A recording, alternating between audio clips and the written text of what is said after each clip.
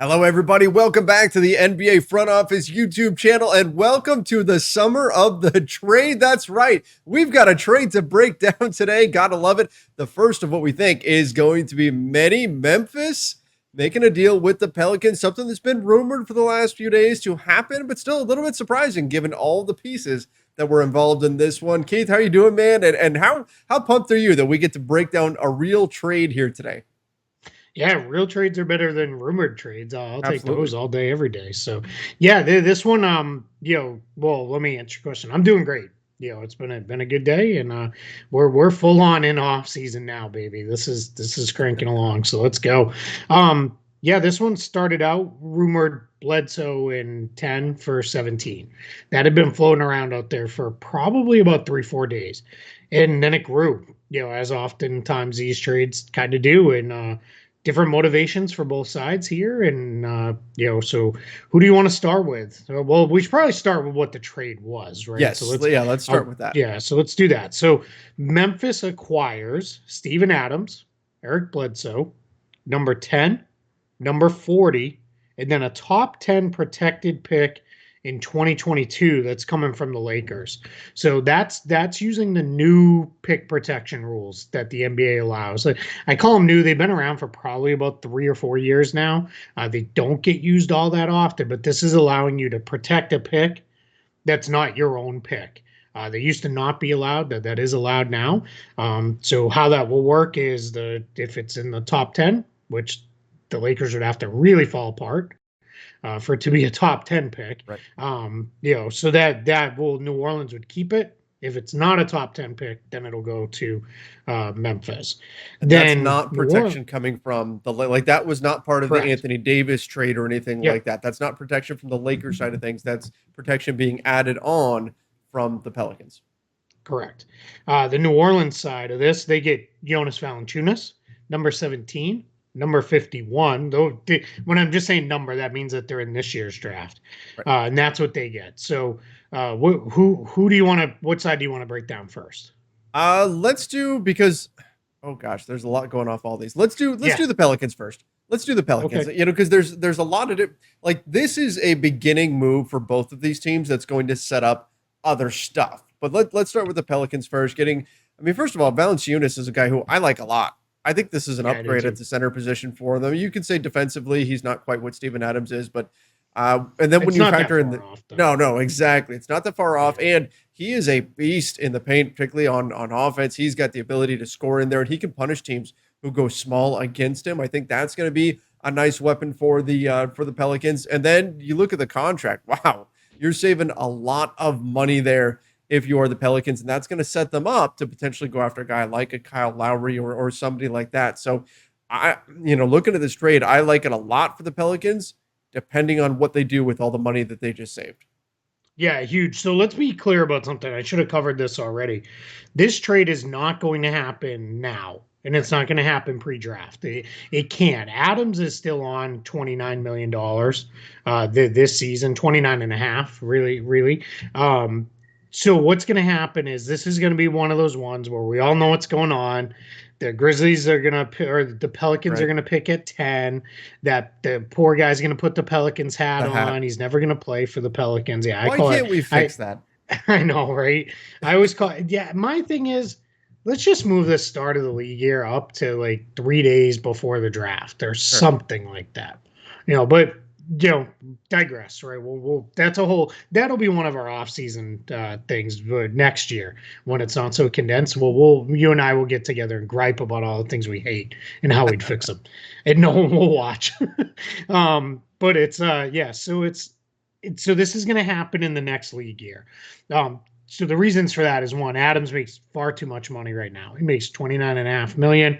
Next year that drops to 17 million. If we remember, those were the extension years that were added on when he got traded to the Pelicans from the Thunder. And this also involves the Grizzlies are going to, it's almost assuredly how they're going to complete this is they're going to decline their team option of 13 million for Justice Winslow for next season. They'll renounce him, and then that's how they'll create the cap space. So this will turn into technically two separate trades. It'll be Adams for Valanciunas, which is almost that's about a $3 million difference there, and then it will be Bledsoe into cap space. So on the New Orleans side, since we're starting there, Yeah. they save so Bledsoe and Adams together $35.1 million next year. They're almost 35.2. So $21 million because you're bringing in Valanciunas there. And then the difference between the two draft picks is, let me make sure I get that right. That's $1.4 million almost between the two picks, or about 1.2 million.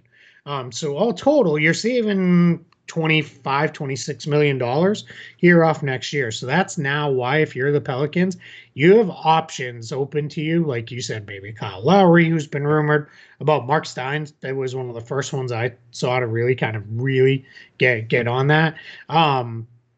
That option now is realistic beyond it involving some kind of crazy sign and trade scenarios involving Lonzo Ball or third Right. teams and those kind of things. Because now, just running numbers, if the Pelicans renounce all of their free agents, so they were to clear the decks from everything but their guaranteed money, and this would also include waiving Wenyen Gabriel's non-guaranteed contract. Well, once what was he for about a minute and a half? He was the LeBron stopper in the playoffs a couple years ago in the bubble.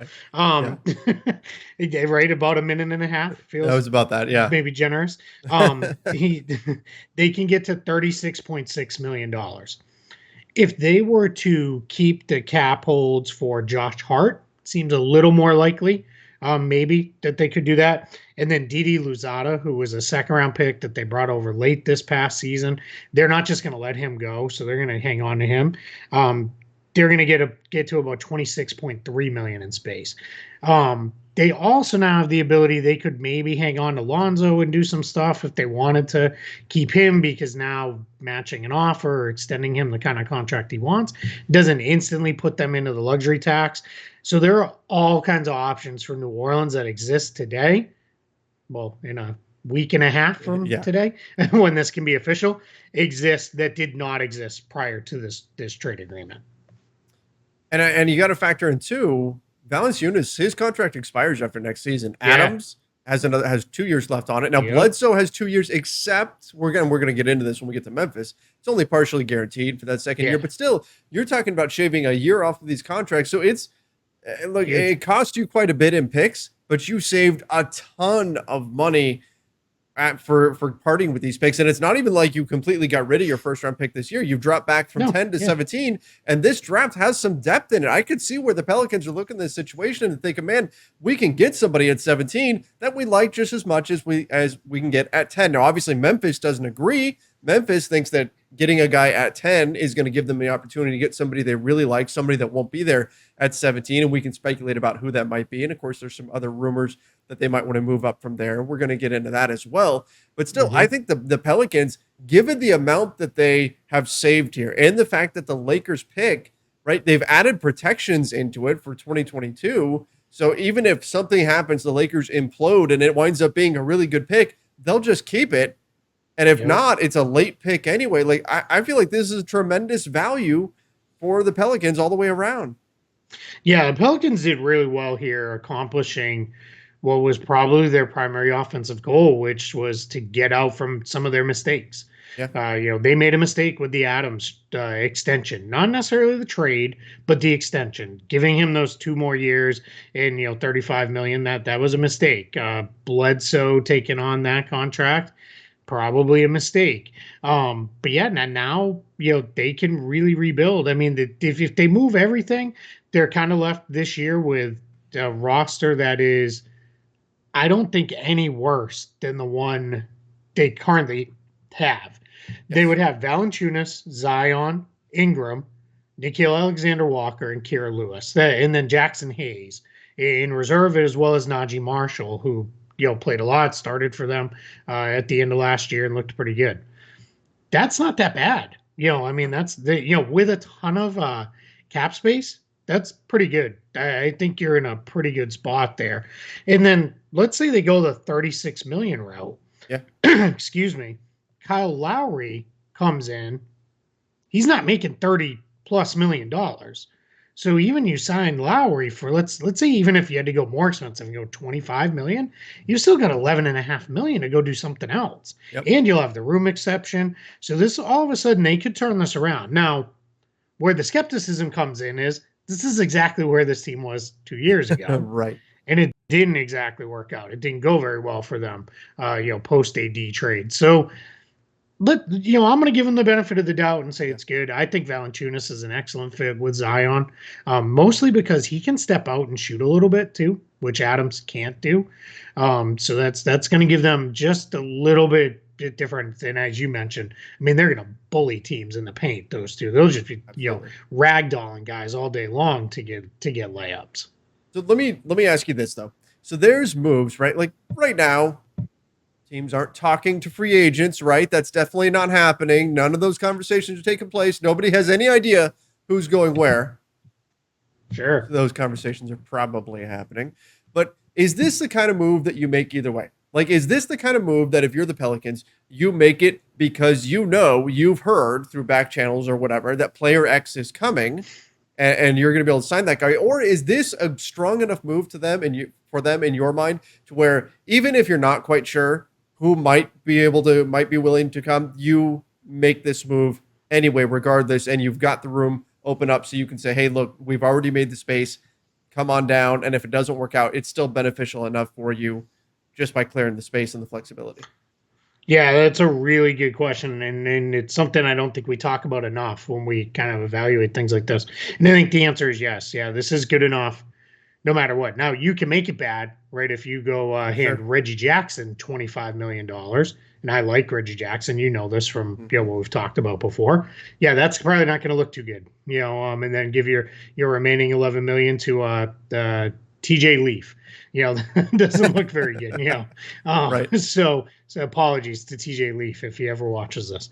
But yeah, you're in a position where I think if you're the Pelicans, you do this no matter what, because again, it's that optionality that you have now that did not exist prior to this. Prior to this, you were hoping for Alonzo Ball sign and trade, hoping for a Josh Hart sign and trade to rebalance, give you some depth, hoping maybe you could talk OKC into, hey, what do you think about Eric Bledsoe? You want to eat that deal for us? And we'll toss you a pick or something like that. And the biggest thing here to me is moving off of 10 to go to 17 in this draft. My guess is the Pelicans feel very, very strongly that the guy they liked at 10 will still be there at 17. Yeah. This is a draft that once you get to 7, 8 in that range, really flattens out till probably about pick 20. So you might as well make that move if that's what you're thinking. But let's be real. We're never going to know. Whoever the Pelicans take at 17, they're going to say, this is the guy we were going to take at 10 anyway. So we're good. That's the way that always 51 goes. Was the guy they were going to take at 10, right? I mean, we liked him in the first round. We had a first round grade on this guy who barely made the summer league team. Yeah. Oh, of course. Reminds me that, the Jason Tatum, Markelle Fultz, Lonzo Ball draft, where every team 1 through 5, I remember, all 5 of them put out that the guy they got is the guy they thought was the best player and the guy they would have taken number 1 overall. And I'm just like, this is fantastic. Yeah. Yeah. I mean, there's always a little bit of that, right? And there's always that's one of my favorite draft tropes. And my second one is the guy who was drafted in the second round. And like, we actually had a first round grade on him. Yep. And it's like, okay, yeah, sure you did. I mean, yeah, well, I guess, if the draft was, first round was 50 picks long, you had a first round. And then it was a first round. Instead, you got a guy that's 2 years away from being 2 years away. Yeah, there you go. Yeah. Where is Bruno today? I wonder what he's up to. Memphis side. Yes. So here was my initial gut reaction, right? I saw this and I'm like, great home run trade for New Orleans. Yeah. Then I looked at it from the Memphis side a little bit more and I was like, I don't actually hate it from their side either.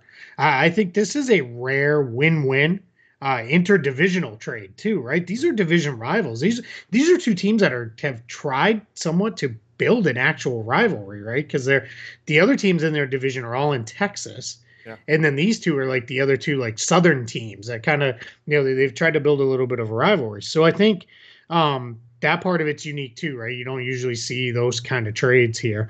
But yeah, I think Memphis did well. I think Steven Adams He's not the offensive scorer that Valanciunas is, but he's a better screener. He's a better offensive rebounder. So I think what you've got with him is now you've got him out there. What he'll bring you um, is where he's better than Valanciunas is good, and his offensive deficiencies compared to Valanciunas are offset by a healthy Jaren Jackson Jr. and improving John Morant. I think those become very important things for them. And Adams is also a guy who, with Valanciunas, you have to get him so many touches, per quarter to kind of keep him engaged in the game and make sure he's in the flow of things. Adams is, he doesn't need to touch the ball ever. So I think that's pretty important there. Getting 10, great, right? We're already hearing rumors that two different pieces, right, that are coming out. One is they're looking to move up even further in the draft.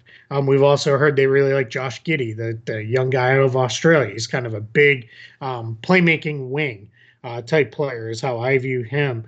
So either way, you've got a pretty good pick there. And then the Eric Bledsoe part of it doesn't sound like he's going to be there very long. Chris Haynes is already reporting he might be on his way out. So it's, that part I almost considered that's either a placeholder for a future trade, a nice piece of matching salary for the Grizzlies, or he's gone in a year anyway, and he maybe goes the route of Andre Iguodala, doesn't ever play for them, and just is just kind of there.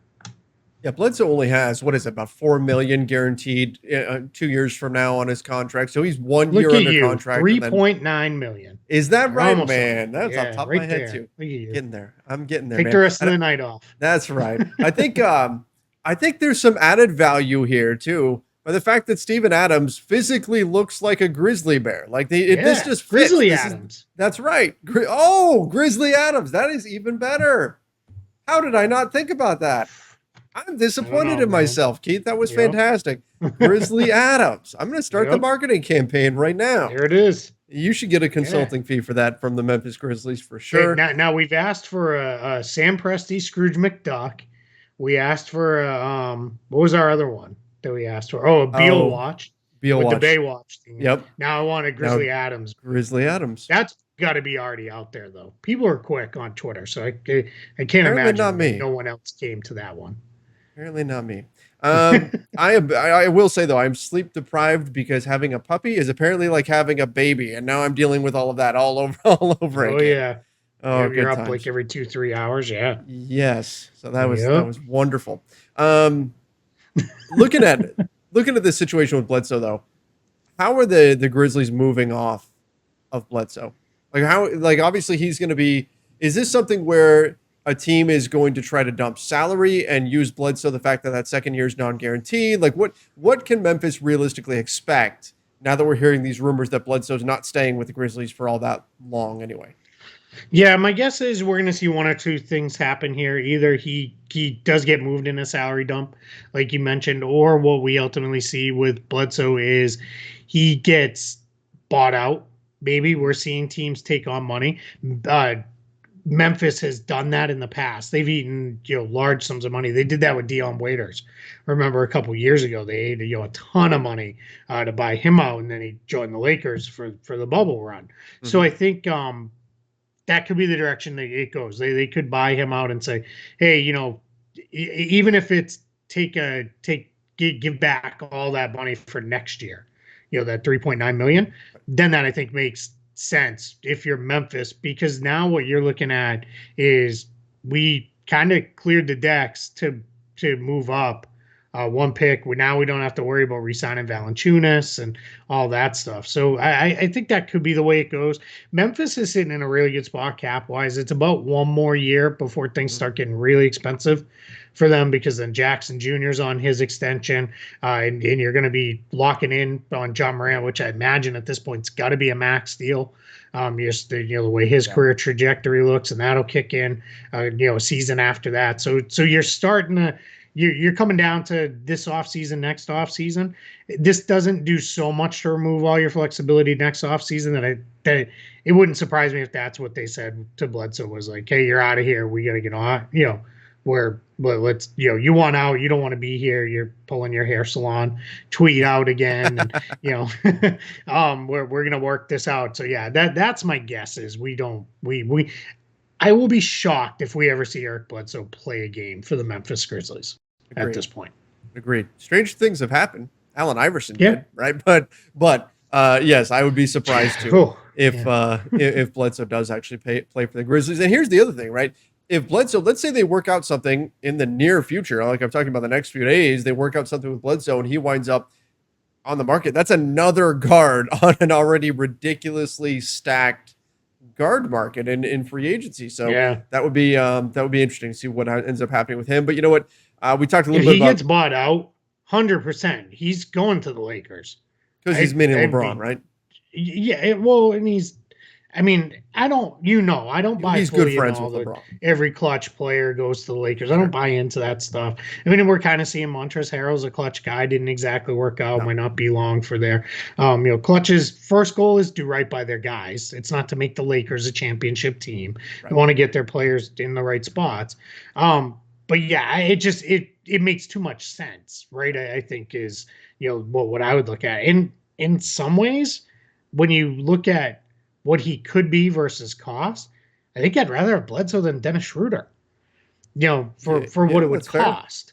Fair. Yeah, if Bledsoe is if he gets bought out and you're getting him on somewhere near a minimum, or you have to whatever you're going to do for the minimum. Yeah, versus 4 years, $100 million is what Schroeder is rumored to be asking. Yeah, well, that's crazy. Yes, I agree. That's let's say just $20 million for Dennis Schroeder to ballpark it. 16 to 20 million.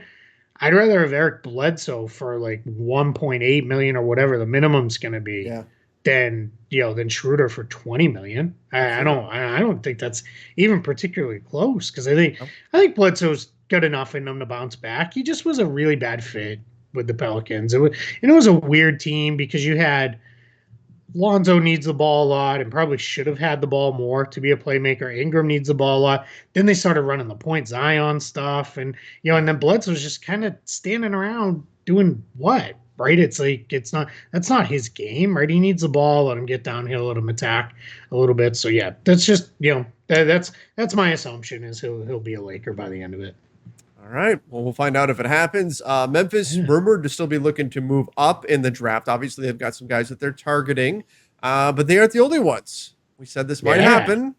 Oklahoma City, according to Jonathan Wasserman of Bleacher Report, made a legitimate offer to move up to number 1 to the Detroit Pistons. And that's what Wasserman said. Legit offers. That means they brought it, right? They've got all the picks in the world to offer. They brought something that would clearly be worth strong consideration, right? It wasn't like this kind of, tried to fleece them or anything like that, shoot over a low ball offer. It's nothing like that. Like, they brought a strong offer to the Pistons, and the Pistons still said no. Not surprised that's the way this played out, but still interesting to note that OKC finally took that swing. Yeah, my guess is it had to have involved 6 this year. Probably 16 or 18, if not both, and then probably something else. And we've been saying for a while, this is what OKC can do. Yeah. They can say, you want 5 picks, 6 picks, 7, 8, 9, 10 picks. And then they're still like, look at how many more we have left. Right? This is why we want Scrooge McDuck, Sam Presti diving into a vault full of picks. That's right. Do you ever think we might be aging ourselves a little bit with that reference? I don't know how many of our younger viewers know that one, but whatever. That's for us. We could be, but that's okay. Yeah, I feel totally fine with that. That's it. I do too. I've embraced that I'm old and washed. Yes. But yeah, we've been expecting that. Now, on the flip side, I've said it before, I'm going to say it again. This is Detroit's right to say no. They don't need 1 million picks. They need Cade Cunningham. Right? They need the one more guy. They drafted 3 guys last year. Then they traded for Hamidou Diallo. There's your 4 young guys that you already kind of had. You've got your bonus young guys. Go get Cade Cunningham and start moving this thing forward, as best you can, because it doesn't make sense to you don't need, 30 guys. And OKC knows they don't need 30 draft picks either. And OKC eventually will get somebody, because here's the thing. Detroit didn't take it. All right, Houston. Okay, you don't want it? All right, Cleveland. You just keep moving down the list until all of a sudden you're like, all right, that guy's just not worth it, But it's so crazy, right? Let's even say they're looking at Orlando's probably not a good fit because Orlando's just got a million guys who are 24 years old and under on that roster. But if you're looking at Toronto, 2 picks up, you could still send them 3 extra picks if you're OKC and not even feel it. And if you're Toronto, you're like, yeah, fine, great, good. Now we'll stay draft relevant and just move back a couple slots if they don't love whoever's left at 4. So yeah, this is what OKC should be doing. But I think Detroit's right to have said no. Yeah, agreed. If they think Cade Cunningham is the guy, right, he's going to be a star. Then it doesn't matter. You take him, right? That's Yeah. what you do. And right now, the reporting is all that they haven't done all of their research yet. They're still deciding. They're figuring it out. Is it Evan Mobley? They want to get a look at him. Is it Jalen Green? Right? But everybody has also said ultimately it's going to wind up being Cade Cunningham. They're just doing their due diligence, making sure they leave no stone unturned, which is exactly what they should be doing. But everyone expects that they are going to land on Cade Cunningham and decide that he is the guy that is going to really make a difference on their squad. So again, not a surprise that OKC made the offer, and also not a surprise that the Pistons turned it down.